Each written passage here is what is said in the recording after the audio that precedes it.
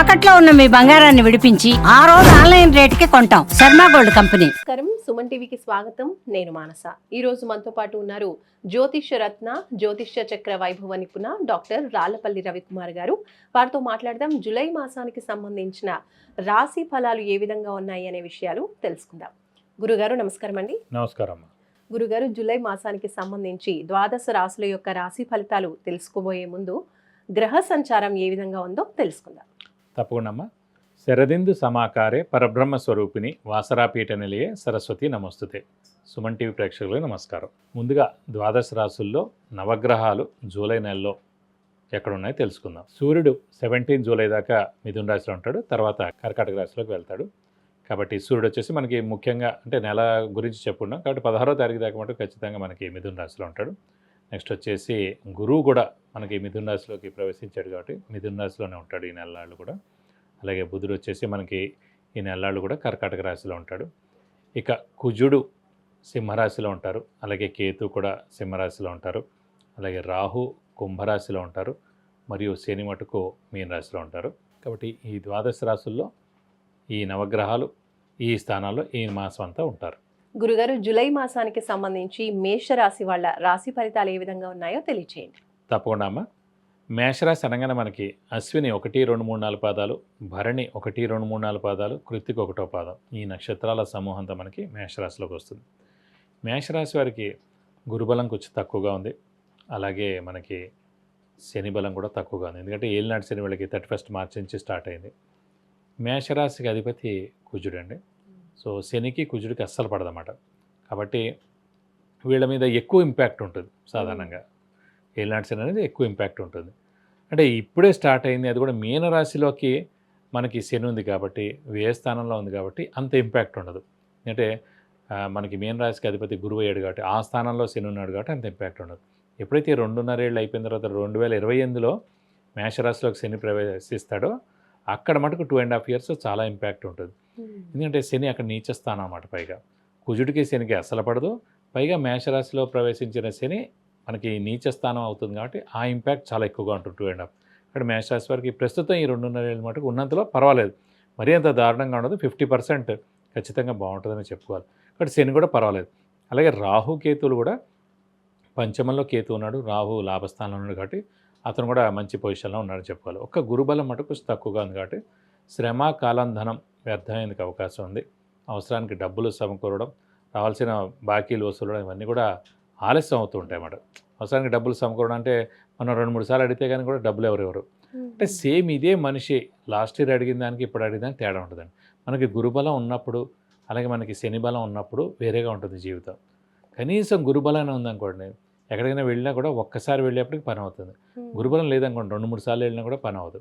అలాగే శని బలం లేకపోయినా కూడా మినిమం 3-4 సార్లు వెళ్ళినా కూడా అవ్వదు. డబ్బులు అడిగినా ఇవ్వదు. ఒక ఉద్యోగం విషయం కానివ్వండి, ఆర్థికంగా కానివ్వండి, అప్పుల వాళ్ళ బెడద కానివ్వండి, ఆరోగ్య విషయం కానివ్వండి, అలాగే విద్యార్థులు చదువు విషయం కానివ్వండి, అలా ఏదైనా సరే ఒక స్థలం అమ్మాలి లేకపోతే ఒక ఇల్లు అమ్మాలి, ఏది అమ్మాలని కూడా అంతా డిలే అయిపోతుందన్నమాట. సో గురుబలం చాలా ఇంపార్టెంట్ ఏ మనిషికైనా. కాబట్టి మేషరాశి వారికి ముఖ్యంగా ఈ గురుబలం లేకపోవడం వల్లనే అన్నీ కూడా ఆలస్యాలు అయిపోతూ ఉంటాయి. మనకి విపరీతంగా ఖర్చు ఉంటుంది, చిన్న అనారోగ్యాలు ఉంటుంది. ఇంట్లో పెద్దవాళ్ళు అయితే చిన్నపిల్లలు వీళ్ళకి కూడా అనారోగ్యం ఎక్కువగా ఉంటుంది. అలాగే గృహిణులకి మానసిక ఒత్తిడి, ఆందోళన కూడా చాలా ఎక్కువగా ఉంటుంది. సో ఈ మేషరాశి వారి ప్రస్తుతం స్ట్రెస్, స్ట్రెయిన్, మానసిక ఆందోళన ఇవన్నీ కూడా ఎక్కువగా ఉంటాయి అన్నమాట. కాబట్టి వీరు బాగా అంటే పెద్ద పనులన్నిటికీ కూడా ప్రస్తుతం ఆపేయాలన్నమాట.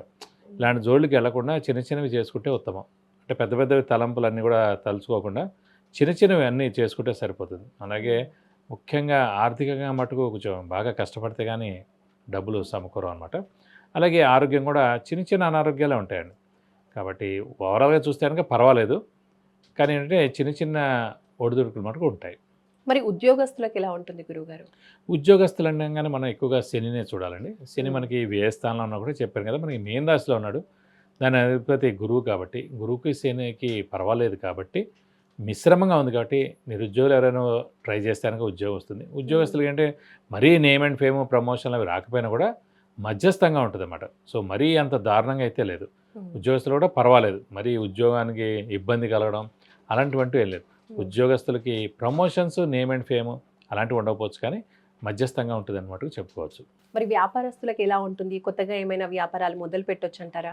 వ్యాపారస్తుల మటుకు గడ్డు కాలం అని చెప్పాలి. ఎందుకంటే ఎప్పుడైతే శని మనకి వ్యయ స్థానంలో ఉంటాడు, మన ఉదాహరణ రీత్యా జాతరీత్యా లగ్నం నుంచి శని వ్యయ స్థానంలో ఉన్నా కూడా డబ్బు ఖర్చు ఎక్కువగా ఉంటుంది, నిద్ర తక్కువ పడుతుంది, మనం డబ్బులు ఎవరికైనా ఇస్తే కూడా అవి తిరిగి రావు.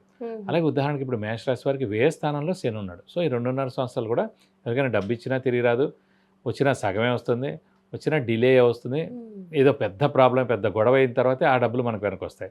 సో వ్యాపారస్తులు ముఖ్యంగా ఏంటి, క్రెడిట్ ఇవ్వడం, అప్పులు ఇవ్వడం, అలాగే సరుకులు తెచ్చుకోవడం, సేల్ చేయడం ఇవన్నీ జరుగుతాయి.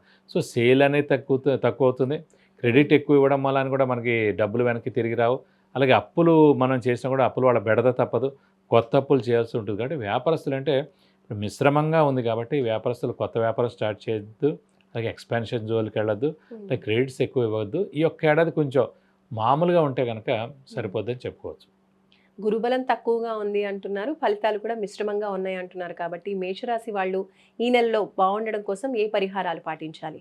ముఖ్యంగా మేషరాశి వారు గురుబలమే తక్కువగా ఉంది, శని బలం తక్కువగా ఉన్నా కూడా పర్వాలేదు. ఎందుకంటే ప్రస్తుతం శని వ్యయంలో ఉన్నాడు, మీనరాశిలో ఉన్నాడు కాబట్టి పర్వాలేదు. కాబట్టి ముఖ్యంగా గురువు యొక్క పరిహారాలు పాటించాలండి.